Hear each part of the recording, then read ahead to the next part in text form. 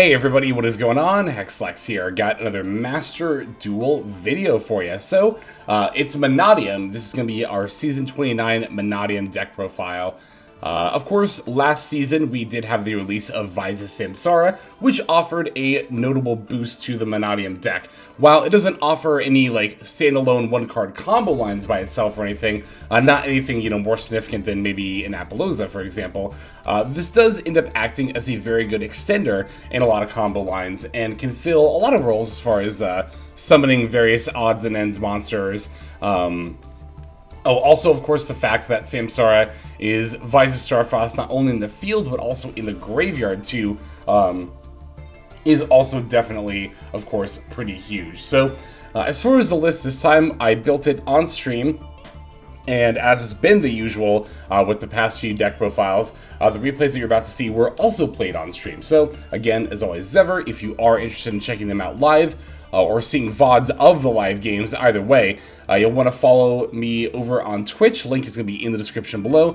Follow and or sub over on Twitch there. The Twitch page has the VODs, so you can check them out. And again, if you want to get notifications of when I go live, you'll definitely want to, again, follow over there. You could also, if you wanted to, check out my second YouTube channel. Once again, link in the description below. Sub over there to also find VODs of the Twitch streams, because Twitch only keeps them up for so long. So the second YouTube channel is where they are stored, more long term. So anyway, like I was saying, Samsara, pretty solid addition to the deck. Again, not going to completely revolutionize how the deck does its combo lines, but definitely a good addition. And as far as this deck's combo lines, it is a lot more freeform than some people might think.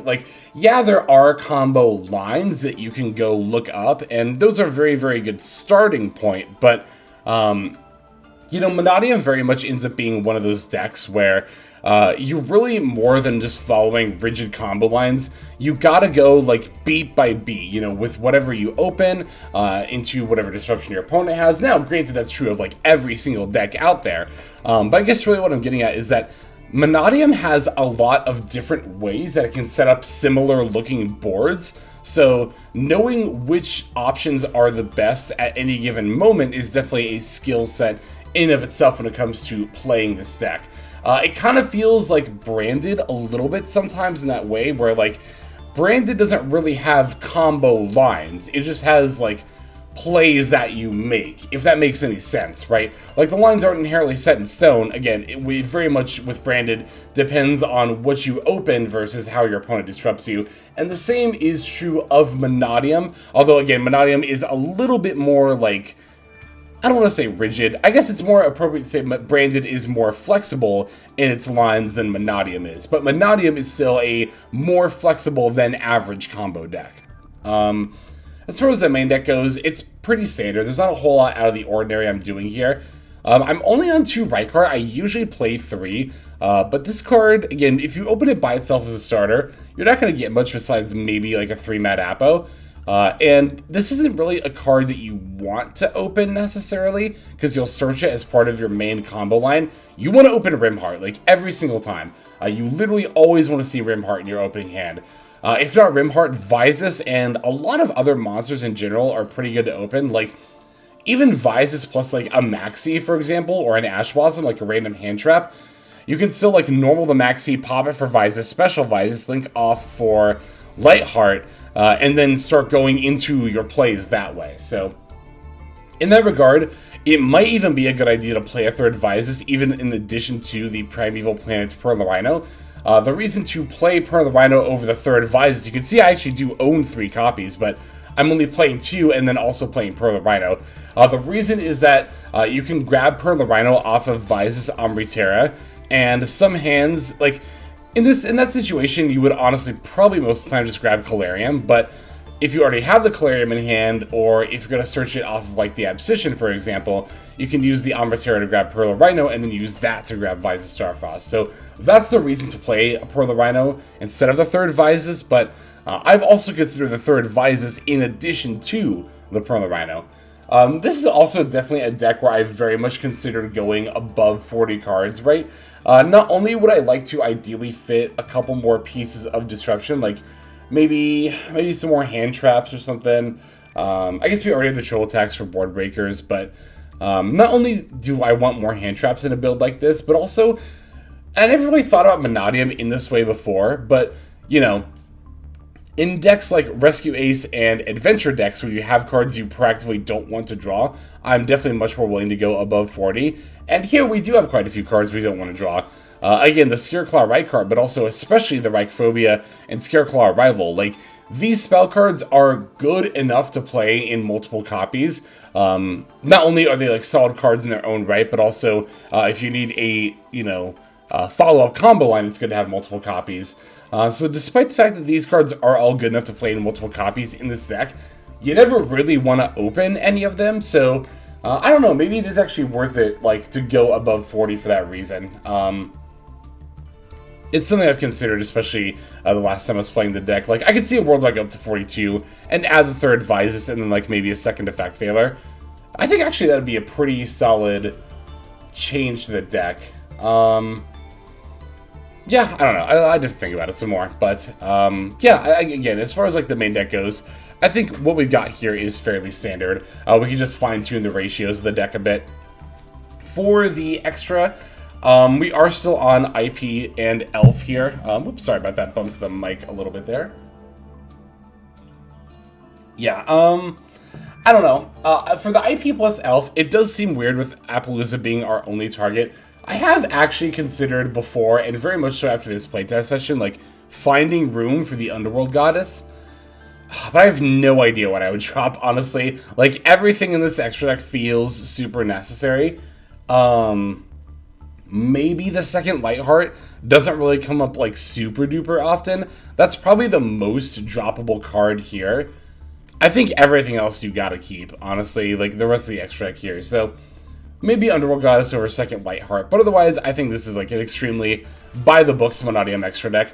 Opted for Chaos Angel instead of the Shengying, although, honestly, this slot in the extra deck is a constant battle between these two cards, right?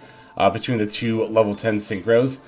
The Shengying is just easier to make, and in grind games can be more useful. But the Chaos Angel does offer a very powerful option for your turn 1 end board. And we are going to see games where I actually make the Chaos Angel on turn 1 specifically in order to strengthen our end board. Even though you don't get to banish, the protection that Chaos Angel offers, I think, is just so good. But again, we're going to see a game like that here in just a moment. Yeah, I think for the time being, that's pretty much everything I had to say about the list here. I mean, I'm far from a Mannadium expert, but the more I play this deck, the more comfortable I feel doing so. So, yeah, I think especially the past couple of playtest sessions that I've played Mannadium I've really felt myself go from, like, being unsure of what to do when I have a lot of gas in hand to feeling like I can more easily recognize the lines, which, again, are not always, like, super straightforward. But let's break the list down, and then we'll start seeing some of those games. We're on 1 Effect Veiler, 3 Maxi, 3 Mannadium Meek. We got 3 Ash Blossom and a Joyous Spring, 2 Scareclaw Reichheart, 3 Mannadium Rimheart, 2 Visas Samsara, 2 Visas Starfrost, 1 Nibiru the Primal Being, 1 Reinforcement of the Army, 2 Triple Tactics Talent, 2 Scareclaw Arrival, 1 Mannadium Imaginings, 1 Mannadium Abscission, 2 Primitive Planet Reichphobia, 1 Primeval Planet Pearl Rhino, 3 Peaceful Planet Calarium, 2 Call by the Grave, 1 Crosshat Designator, 3 Infinite Impermanence, and then 1 Mannadium Reframing. That's going to be it for our main deck. Okay, for the extra deck, we're on 2 Vicious Astrolaud, 1 Mannadium Trisukta, 1 Excel Synchro Stardust Dragon, 1 Visas Ambritera, 1 Baron de Fleur, 1 Bestial Dispater, 1 Chaos Angel, 1 Crimson Dragon, 2 Scareclaw Lightheart, 1 IP Masquerena, 1 Cross Sheep, 1 Sprite Elf, and then 1 Appaloosa Bow of the Goddess. There's our list. Let's see some games. Okay, so the first game I'm going to show is against Rescue Ace, and I think this is the one where I summon turn 1 Chaos Angel. I do that line, but if it's not this one, it'll come up in a little bit here. Alright, we're going first. This hand is honestly looking pretty good. So we have the Pearl Rhino for the Visas. I'm definitely going to lead with that, as well as Reichheart and then Samsara. I'll lead with the normal summon Reichheart because we can special Samsara by his own effect later. Could go Reichheart to add the Arrival, and then go into Lightheart Cool thing about Scareclaw Arrival, and one reason to play multiple copies, is that you can actually use more than one of these per turn with, like, special summon effects, right? It's the destruction replacement effect that you can't, you know, that you can only use once per turn. So, anyway, as soon as I have both Vysis and Rykart on the field, I'm going to go right into the Baron de Fleur. But it is very, very important that before making the Baron here, we summon Scareclaw Lightheart while we still have Vysis in play. That way we're able to have multiple materials to go into a cross sheet, which we're about to do here in a second. Also, I don't know, I might have been able to play, because I kind of went into the Baron to play around Nib a little bit, but I also do have the cross out in hand, so that also wasn't super duper necessary. I think there is a world where I might have potentially sequenced things a little bit differently and been able to maybe make more stuff, but anyway, I'm going to use Samsara plus Astrolabe to make Crimson Dragon. Crimson Dragon targeting the Baron de Fleur to allow me to summon Bestial Dissipator. Now, Dissipator is going to be what allows me to bring back the Scareclaw Rykart here. I can then banish the Samsara and then the Rykart for Vicious Astrolabe. Okay, so I'm not going for, that's right, I'm not going for the Chaos Angel here. I'm ending on the Appaloosa. So, yeah, normally I would just go Elf IP, but here, I didn't really have a clean opportunity to do that. So I decided to just end on the 3-mat Appo during my turn, as well as, of course, the Baron and Dissipator. This is generally about the end board you're going to want for Mannadium, right, when all is said and done. Whether you make the 3-mat Appo during your turn, or you end on Elf plus IP, and then Elf brings back, like, a Meek, and then you make a 3-mat Appo. You know, either way, this is about what you want your end board most of the time to look like here. Having the crossout in Maxi is also, of course, very useful. So, they're going to lead with Diabell pitching the Contain. We're going to use the Appaloosa to negate the Diabell. Even though I knew my opponent was probably just going to then battle over the Appaloosa, I'm like, you know what, that's fine. Because really, Appaloosa, I generally don't expect to get more than one negate out of. So here I'm actually going to let the Snake Eye Ash resolve. That looks really weird, but a couple of things. I know they've battled already, so I know I'm not going to lose this turn. This way I can start getting draws off the Maxi. And furthermore, you know, I can use Baron and Dissipator later to disrupt my opponent. Also, I know it's Rescue Ace. I know it's not just pure Snake Eye, so if I can manage to save a negate for, like, you know, the, what's it called? The Turbulence, then I would definitely rather do that here. I'm going to use the Ash Blossom on the original Sin to actually try to keep them off of the Hydrant. Because, you know, normally I wouldn't necessarily Ash Blossom an original Sin if I thought it was pure Snake Eye. But again, I know it's Rescue Ace, so, like I said, I would absolutely like to be keeping them off of the Hydrant here. So, I'm going to use Dissipator to destroy the Dark, because that will effectively negate it. It won't be able to summon a monster to a zone it points to if there's no zones it's pointing to. And I was surprised that they actually had a target to search off of it. Usually Rescue Ace and or Snake Eye doesn't, but our opponent here is teching Magician Souls, so that actually ended up coming in pretty big handy for them here. Alright, they get to summon the Hita. I'm just going to use the Valor on Hita here. Still saving my Omni Negate, by the way. I have not used my Baron de Fleur yet.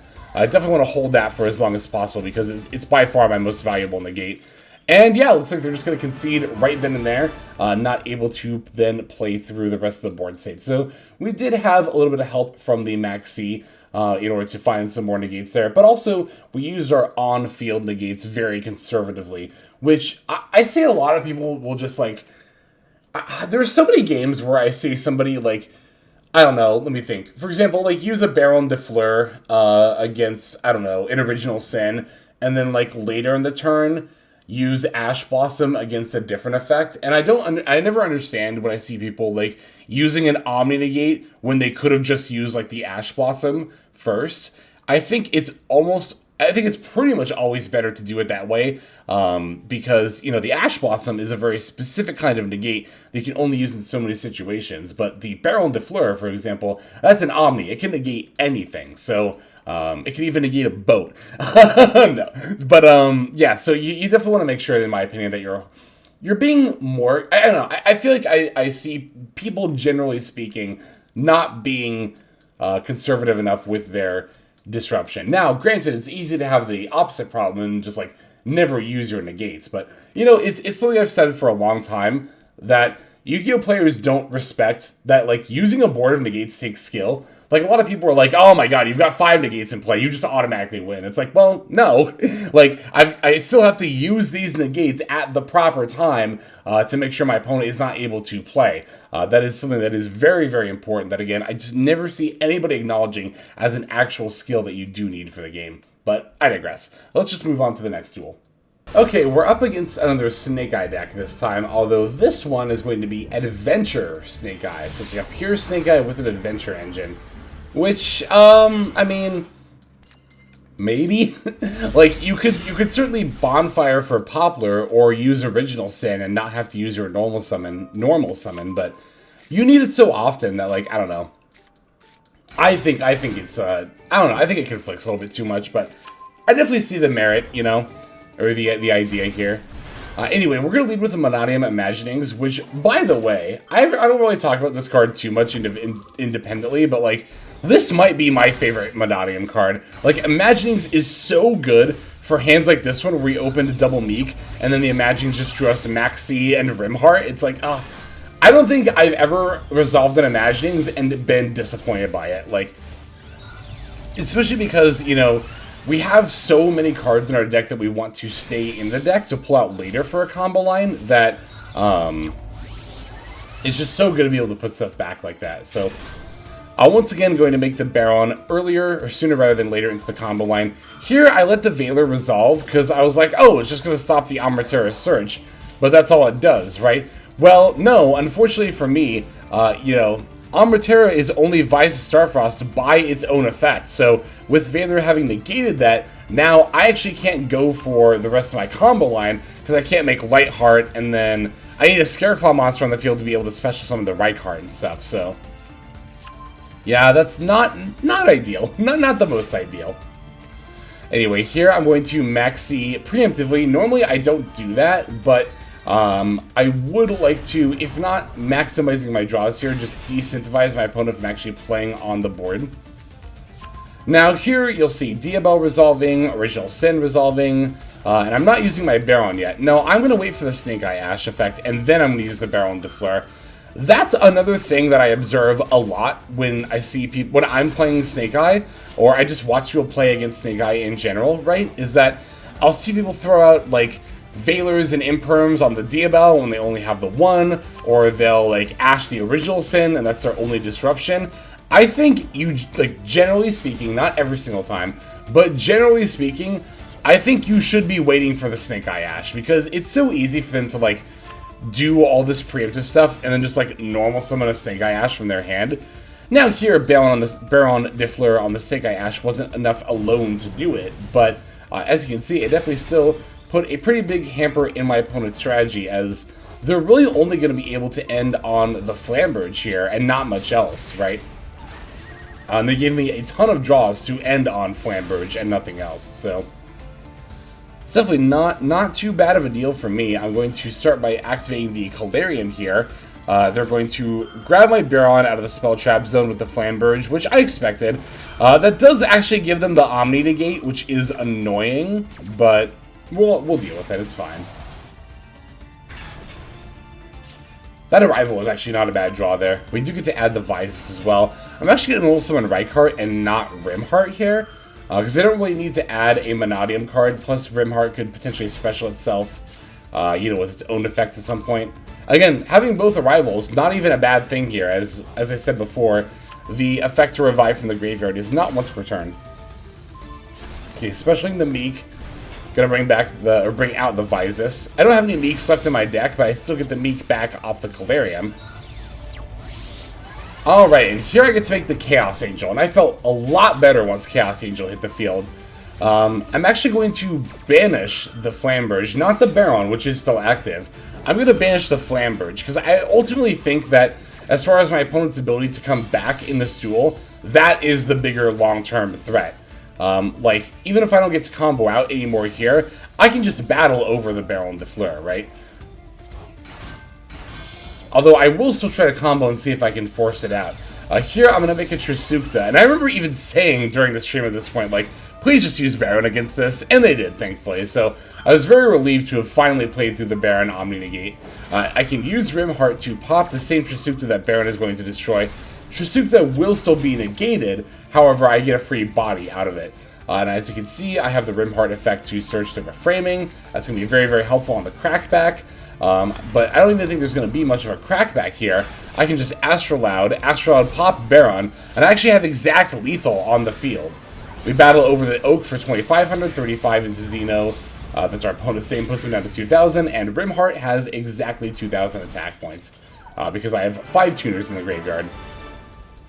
So, yeah, I mean, that game, you know, I should have used my Baron on the Effect Veiler during my turn 1, right? Then I would have just been able to full combo. Like, obviously, the Baron Omni would have been spent, but I would have had more of a board. But despite ending on really only the Baron Omni Negate on the field to disrupt our opponent with, we did still play through all their stuff and were able to win the duel. So, cool beans. Cool beans. Let's check out our next game here. Okay, this opponent is on a Galaxy deck. Yeah, I don't know. I don't think... Maybe I didn't save the one where he summoned Terminal Chaos Angel, or that might have also been the replay I'm setting aside for Patreon. I think that actually is what ended up happening. Anyway, yet again taking the first turn here. Although, wait, did we go second on the last one? No, they just disrupted us turn 1, that's right.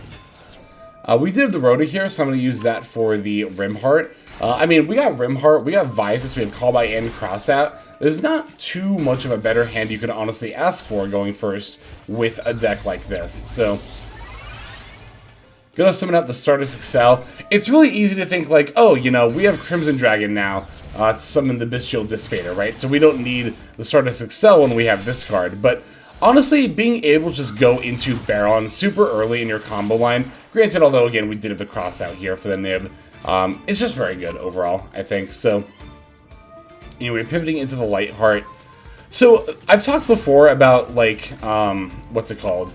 Checkpoints for decks that have more freeform combo lines. So, for Mannadium, this is actually one of my checkpoints here. Like, okay, if I already have a Baron in play and I'm able to go for the Lightheart, and that will set up my ability to, you know, make an Astrolaud, then I know I can full combo from there. Like, I know for sure I can full combo out from there. I kind of picked up that mentality when I was playing Infernobles, right? Rather than to look for a dedicated combo line and try to follow it as closely as you can, just look for a game state where you know how to combo out from there, right? Because I know once I already have Baron in play and can make the cross sheep with Astrolaud, then it's pretty easy for me to go like, you know, Meek, as you're seeing here, pop the Meek with the Baron, summon out a level 4 copy, make the Crimson Dragon F targeting the Baron de Fleur to summon out the Bestial Dissipator. Now, I don't think I've even used, no wait, yeah, we used Baron, or the Pater's effect for the Vysis, to then bring back the Scareclaw Lightheart. You want to link off specifically Lightheart with Cross Sheep to make the Sprite Elf, because you can't make IP with Lightheart. IP has to be non... Oh, we are going to see turn 1 Chaos Angel. I did save that game for the YouTube video. I'm glad I did. So, yeah, here's turn 1 Chaos Angel. So I could have made an IP Masquerader with those 2 monsters instead, and then gone for the 3-man Apo during my opponent's turn.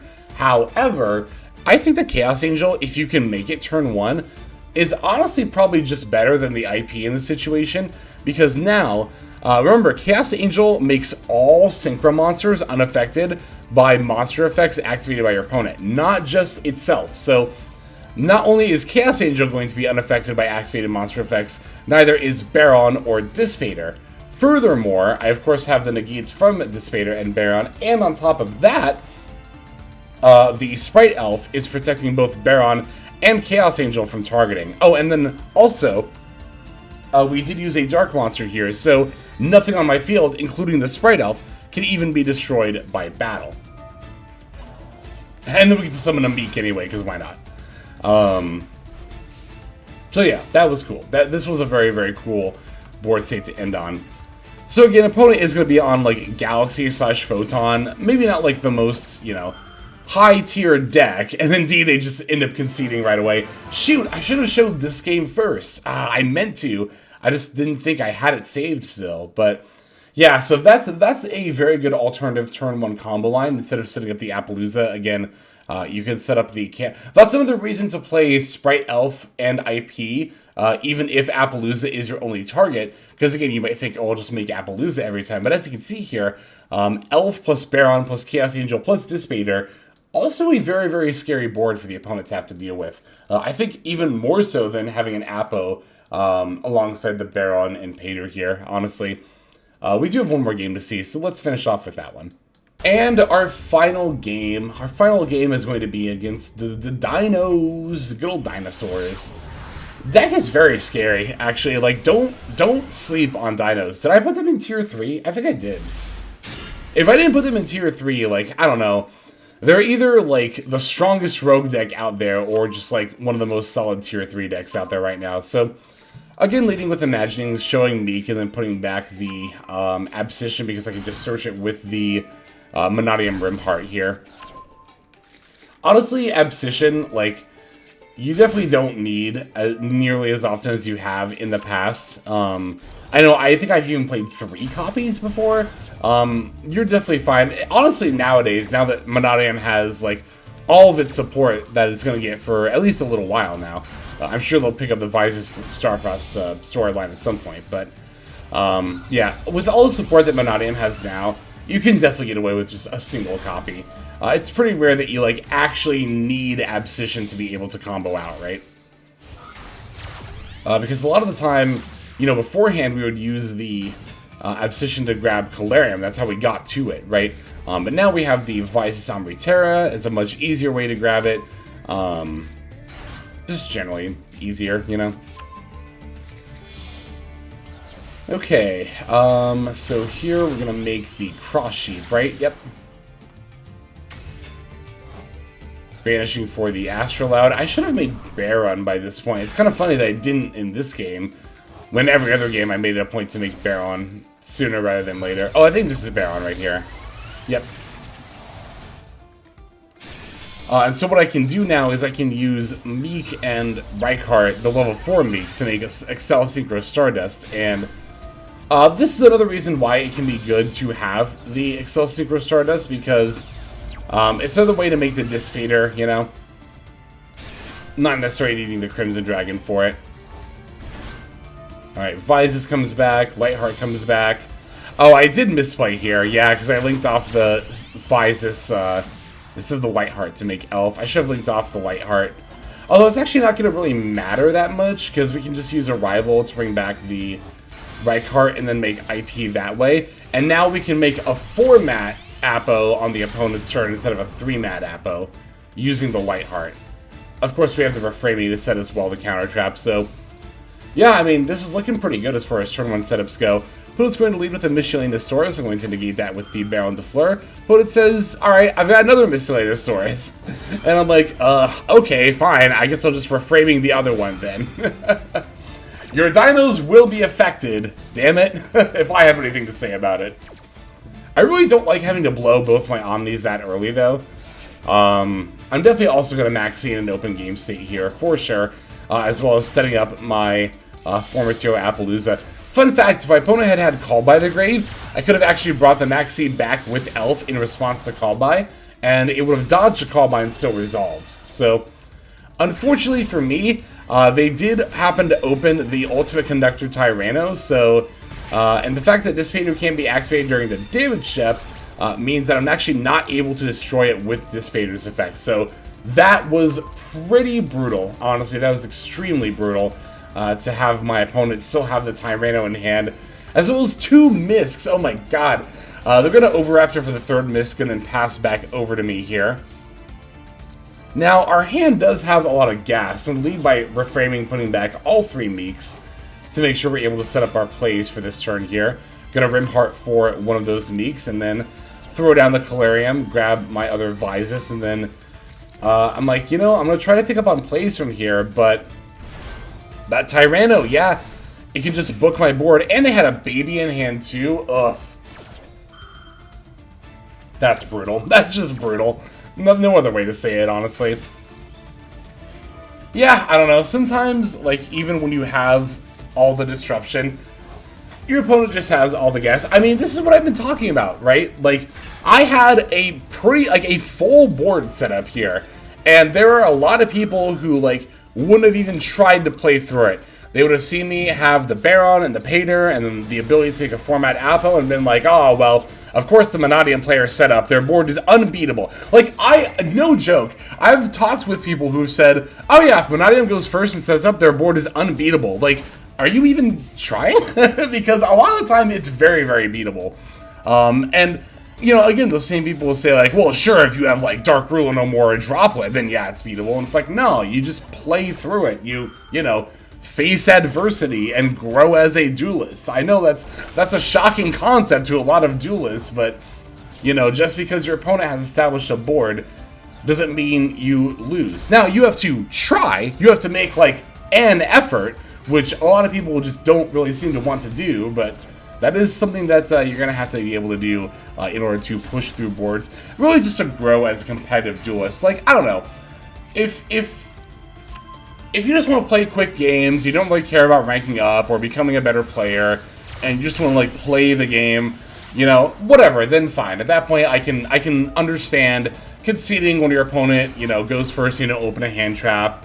But I don't know. I've seen enough people say, like, no, it is impossible to get better at Yu-Gi-Oh! Because boards like Mannadium that put up 5 negates after they do 20 summons are just unbeatable. I'm sorry, but at that point, you're, like, determined to fail. Like, you have just adopted a mindset where, you know, you are going to fail and it is not going to be your fault. But that's, again, why I say, like, you just gotta be willing to face adversity and grow as a player. That's what it comes down to. Anyway, that's my long-winded way of saying, yeah, we set up a board, but our opponent just won anyway. So, you know, also I kind of wanted to show this off because I hadn't really seen a Dino deck that, like, makes Guardian Chimera. Like, I've seen them do the fusion stuff with the not the Pteranodon, that's the baby. The Kytro something? Hang on, it's over here. Kytrotops, I think? Kytotera, that's what it is. I've seen builds with that, but I haven't seen them gone into Guardian Chimera, so I kind of want to show off that line. I thought that was kind of cool there. But anyway, that's going to be it for this video. Thank you so very much for watching. As always, as ever, let us now move to our outro. Hey everybody, thank you so much for watching all the way to the end of the video. That means a lot to me. It's also a great way to support the channel, so thank you very much in that way as well. If you're interested in supporting the channel in other ways, like the very special patrons that I am thanking here, you can do so by checking out some of the links in the description. One of those goes to the Patreon, where you can join these fine folk and support the channel that way. I do post daily content over on Patreon, so you do get something for supporting there. And if you're interested, I also have a coaching tier option as well. Details again will be on Patreon in the link below. Also in the description linked below is my Twitch page where I stream a few times a week. You can go ahead and check that out, follow or subscribe over there if you ever want to catch me live.